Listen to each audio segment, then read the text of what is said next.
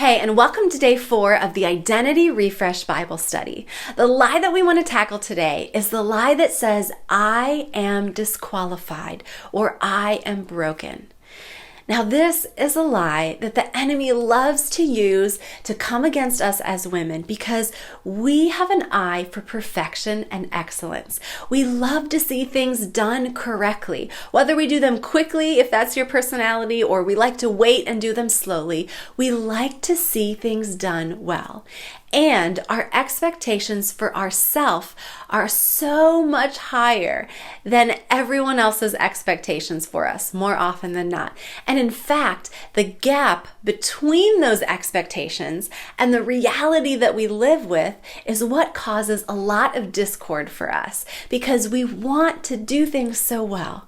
And so a lot of times when we make a mistake or maybe we fail to trust God, we doubt who He is or question His nature. Maybe we fall into patterns of sin or addiction, or we just lose it and we get angry, whatever it is. We oftentimes disqualify ourselves. We think, how could God ever use someone like me? Because I'm so broken.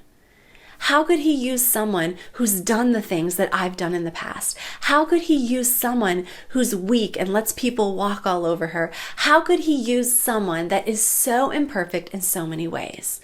And yet, God delights to use us.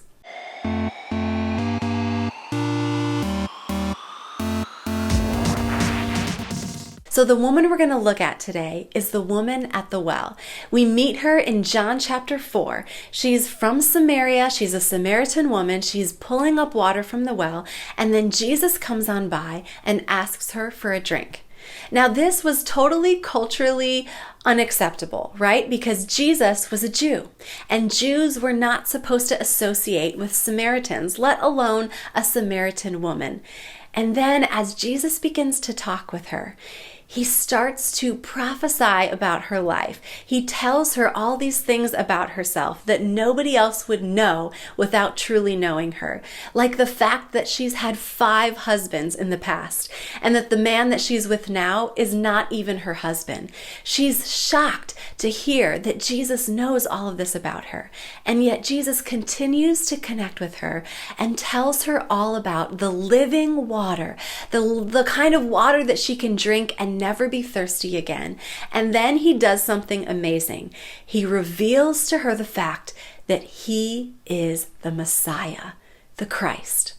This is an incredible honor for her to understand so early in the book of John that this is Jesus, the Messiah, the Christ.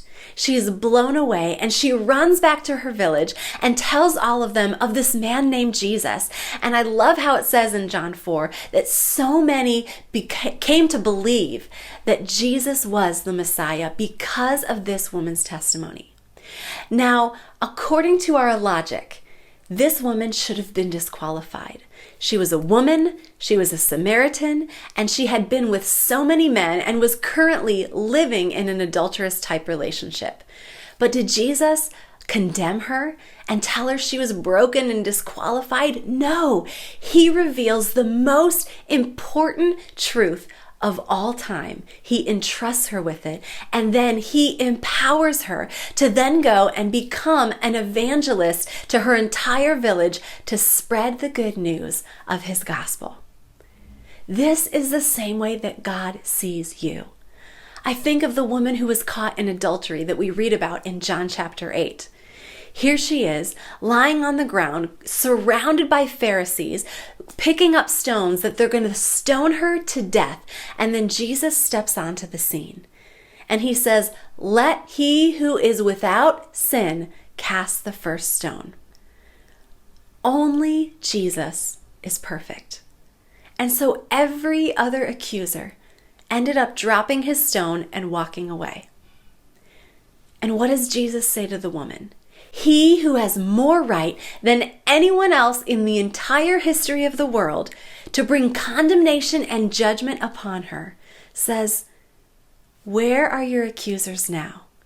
She says, "They're gone." He says, "Neither do I condemn you. Go and sin no more." Whatever reason that you've disqualified yourself, or whatever reason other people have told you that you should be disqualified, that you're too broken, your sin is too great, your past history cannot be redeemed, that is a lie from the pit of hell, because God says that you can be redeemed. And even more than that, He loves you, to the point that He sent His Son to die so that you could be washed clean. I love how it says that while we were yet sinners, Christ died for us.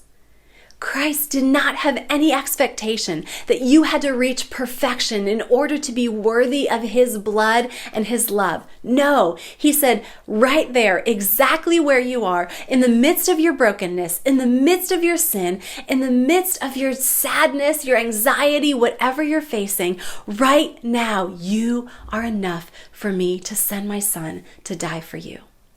And when Jesus gave His life on the cross, it was so that you could be absolutely washed clean. And from that moment on, you are seen as pure and holy.